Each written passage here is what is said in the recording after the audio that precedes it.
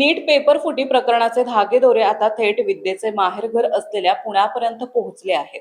CBI आणि पुणे पोलिसांनी केलेल्या कडक कारवाईत पुणे कनेक्शनचा मोठा पर्दाफाश झाला असून एका महिलेसह दोघांना ताब्यात घेण्यात आले.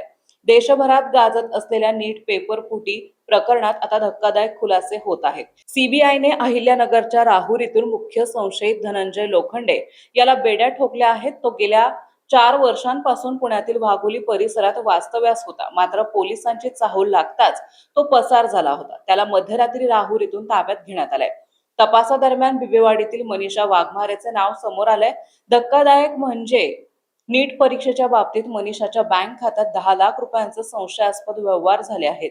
तिने मोबाईलमधील काही मेसेज डिलीट करून पुरावे नष्ट करण्याचाही प्रयत्न केला.